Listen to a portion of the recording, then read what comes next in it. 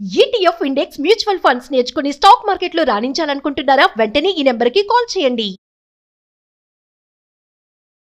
నమస్తే, welcome back to Suman TV. ప్రస్తుతం మనతో పాటు ఉన్నారు ఫ్యామిలీ కౌన్సిలర్ రజనీ రమ్మ గారు. నమస్తే మ్యామ్. నమస్తే Naveena. Madam, wife and husband relationship గురించి మనం చాలా వీడియోలో మాట్లాడుకున్నాం, ఎలా ఉండాలి, ఎలా ఉంటున్నారు అనేసి. ఈరోజు నా టాపిక్ ఏంటంటే, ఎప్పుడైనా సరే భార్యాభర్తలు ఇద్దరికి గొడవ వచ్చింది అనుకోండి, ఖచ్చితంగా వైఫ్ చేసే పని ఏంటంటే ఫిజికల్గా హస్బెండ్ దూరం పెట్టేస్తారు. ఇక్కడ వైఫా అంటే మళ్ళీ కొంతమంది గొడవ పడతారేమో, భర్తలు కూడా ఉన్నారు కొంతమంది అలాగా. చాలా మంది ఏంటంటే దూరం పెడతారు తెలియాలి అనేసి. అంటే గొడవలు వచ్చినప్పుడు అలా దూరం పెట్టడం అనేది ఎంతవరకు కరెక్ట్ అంటారు? కొంతమంది అంటారు గొడవలు పడినప్పుడు కలిసిపోవాలి, అప్పుడే అది లాంగ్ గా ఉండదు అని చెప్పేసి కొంతమంది అంటారు ఆ ర్యాపో అనేది. ఒకసారి మిమ్మల్ని అడిగితే మరి ఏం చెప్తారు? గొడవలు పడినప్పుడు ఫిజికల్ గా కలవాలంటారా, కలవకూడదు అంటారా? అంటే ఖచ్చితంగా కలవకూడదు. ఎందుకంటే అది మైండ్ ఎలా ఉంటుంది అసలు? అప్పుడు ఆ మైండ్ వేరు, ఈ మైండ్ వేరు. ఇప్పుడు కోపం వచ్చినప్పుడు కోపం మూడ్ వస్తుంది, ఇష్టం కలిగినప్పుడు ఇష్టం మూడ్ వస్తుంది. అంత కోపంలో పరకాయ ప్రవేశం చేసేయాలా? అది అవుతుందా? సినిమా కాదు కదా ఇది, నిజ జీవితం. రియల్ లైఫ్లో అలా ఉండదు. కాకపోతే ఏంటంటే ఎవరికైనా, ఏ ఇద్దరికైనా, ఒక భార్యాభర్తలే కాదు, కోపతాపాలు వచ్చినప్పుడు కొంచెం సేపు ఆ ఇదిలోనే ఉంటారు. అది తగ్గదు. అది కొంచెం తగ్గించుకోవాలంటే మౌనం వహించాలి కాసేపు. ఏదో అనుకుంటాం, తప్పదు, అనుకోవాలి. లేకపోతే వాళ్ళు చేసిన తప్పులు వాళ్ళకి ఎలా తెలుస్తాయి? ఇప్పుడు మనం చేసే తప్పులు వాళ్ళు మనకు చూపిస్తారు. అవును, మరి నువ్వు ఇలా చేస్తున్నావు కాబట్టి నేను ఇలా చేయాల్సి వచ్చింది అనే వాదనలు ఏమవుతుందంటే ఉడుకుతూ ఉంటుంది లోపల. ఉడుకుతున్నప్పుడు కాసేపు వరకు ఆ వేడి తగ్గదు. బాయిల్ అయ్యి అది చల్లారాలంటే గంట 2 గంటల వాటర్ అయినా సరే, బాయిల్ అయిన వాటర్ 2-3 గంటలు పడుతుంది చల్లారడానికి. మరి లోపల రక్తం మరుగుతుంది. మరి అది చల్లారాలంటే ఎంత టైం పడుతుందంటే వాళ్ళ మెంటాలిటీని బట్టి పడుతుంది. అంటే దగ్గర తీసుకుంటే అక్కడ కోపం పోతుంది కదా, మళ్ళీ ప్రేమగా తీసుకోరండి. ఎలా తీసుకుంటారు చెప్పండి అసలు? నేను నెగిటివ్గా చెప్పట్లేదు, దానికి చెప్తా చూడండి.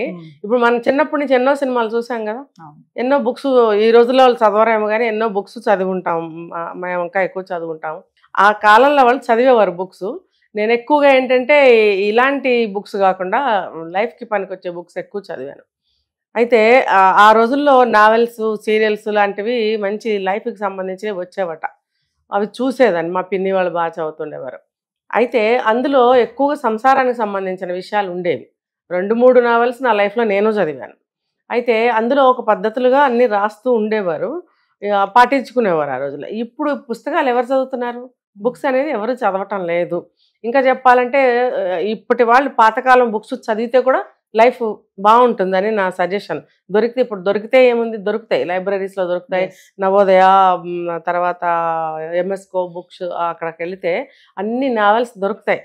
సో అలాంటి బుక్స్ తెచ్చుకుని చదివితే కూడా లైఫ్ని అసలు ఎట్లా, మనం సినిమా 2 గంటల సినిమా చూసి వచ్చేస్తే మర్చిపోతాం. అదే బుక్ చదివితే మనకు గుర్తుంటుంది. ఆ బుక్స్ చదవమని నేను సజెషన్ ఇస్తున్నాను ఇలాంటి సందర్భాల్లో ఎలా ఉండాలి. ఇంకొకటి ఏంటంటే, కోపం వచ్చినప్పుడు ఆ కోపం చల్లారాలి. వచ్చిన కోపం చల్లారాలి అనే దానికంటే నన్నిన్ని మాటలు అంటాడా, లేకపోతే నన్నిన్ని మాటలు అంటుందా అనేదే ఎక్కువ బాధ కలిగిస్తుంది. ఇక్కడ కోపం కంటే బాధ, ఆవేదన ఎక్కువ కలుగుతుంది. ఆ కోపం దిగిపోతుంది కాసేపటికి, మర్చిపోతాం, ఎందుకంటే వేరే పనిలో పడతాం. ఈ ఆవేదన, బాధ అనేది మనసులో పట్టి పీడిస్తూ ఉంటుంది. అది తగ్గాలంటే అది చాలా, అంత సాధ్యమైంది చాలా టైం తీసుకుంటుంది. అందుకని ఇద్దరు కూడా ఇంకా అలాగే ఉన్నామనుకోండి, అంటే ఒక భార్యాభర్తలు కాదు, ఎవరైనా సరే కొంచెం ప్రయత్నం చేయాలి కోపాలు తగ్గించడానికి. ముఖ్యంగా భార్యాభర్తలని మీరు అన్నారు కాబట్టి వాళ్ళు ఏం చేయాలంటే కాస్త ఒక మాట కలుపుకునే ప్రయత్నం. ఫర్ ఎగ్జాంపుల్, కాఫీ తాగే టైం అయితే కాఫీ తయారు చేయండి. కాఫీ తయారు చేసి ఆయనకి కప్పు అక్కడ పెట్టేస్తారండి, ఇది తీసుకోండి, మళ్ళీ అక్కడ పెట్టేసి డామ్ అని పెట్టేస్తే ఆయన చచ్చినా తాగడం. అంటే మనం కలుపుకోవాలన్న ఉద్దేశంతో కాఫీ తయారు చేసి తీసుకెళ్ళినప్పుడు, ఇది కాఫీ తాగండి, అయింది ఏదో చాలా ఉద్ధరించారు, పెద్ద గొడవ అయింది కానీ కాఫీ తాగండి అన్నాం అనుకో, ఆ మాటలో కోపం కూడా పోతుంది. ఇస్తున్న ప్రేమతో ఇస్తాము, ఆ కోపంతో అంటాం, రెండు ఒకటే సమయంలో జరుగుతాయి. ఆయనకేమనిపిస్తుంది, అబ్బో ఎంత తాగాదాడుకున్నా నాకు కాఫీ తెచ్చి తాగమందలే అని తాగుతాడు. అదే కానీ పెట్టేసి వస్తే సచ్చినా తాగడం, కనీసం కప్పు తెచ్చి కిచెన్లో కూడా పెట్టాడు. అది 2 రోజులైనా అక్కడ ఈగల వాళ్ళు అలాగే ఉంటుంది. మరి ఇప్పుడు మీరు కాఫీ ఇచ్చిన ఫలితం ఏంటి? అలాగే భోజనం కూడా తయారు చేసి భోజనం చేయమని, భోజనం పెట్టాను వచ్చి తినచ్చు అన్నారనుకో, అంటే ఏంటి, రండి అంటానికి నామర్దా వస్తుంది. కానీ తినమని చెప్పాలని ఉంటుంది మనసులో. గొడవైంది కదా, భర్త కదా, భోజనం పెట్టకపోతే ఆయనకి ఆకలేస్తుంది, కోపం వస్తుంది అని అనిపించినప్పుడు రండి అనటానికి నామర్ద అనిపిస్తుంది, నామోషి అనిపిస్తుంది. అప్పుడు ఏం చేస్తారు అంటే, తినండి భోజనం పెట్టాను రండి అని చెప్పి అక్కడ అనేస్తే సరిపోతుంది.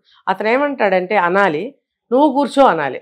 అనకుండా పెట్టింది కదా, తందే తప్పు కాబట్టి వండింది మార్చింది పెట్టింది అన్నట్టు గవ్వ తినేసి పోకూడదు అక్కడి నుంచి. నువ్వు కూడా పెట్టుకో అనాలి. అదేంటంటే అదొక ఫస్ట్ చెప్పాలంటే అదొక సభ్యత.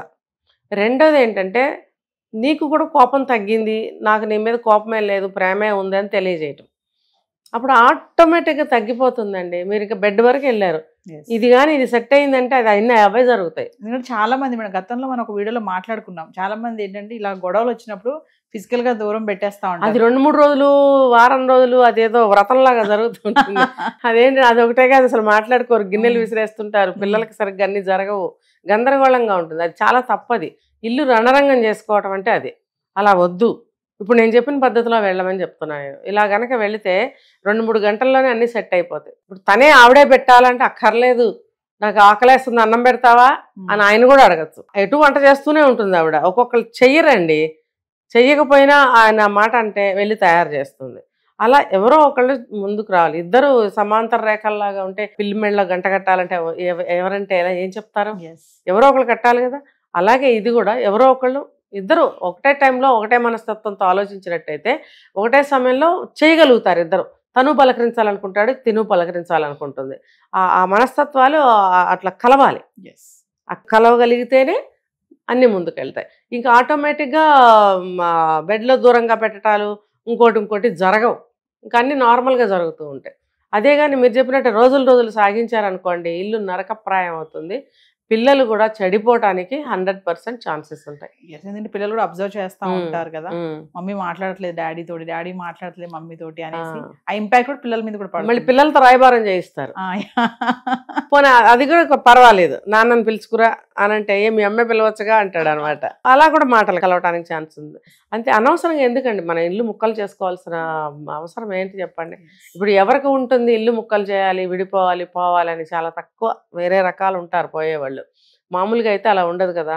మరి అలాంటప్పుడు ప్రయత్నం అనేది 2 పక్కల నుంచి ఉండాలని చెప్తున్నాను నేను. ఇప్పుడు ఒకవైపు కాదు, 2 పక్కలా ఉండాలి.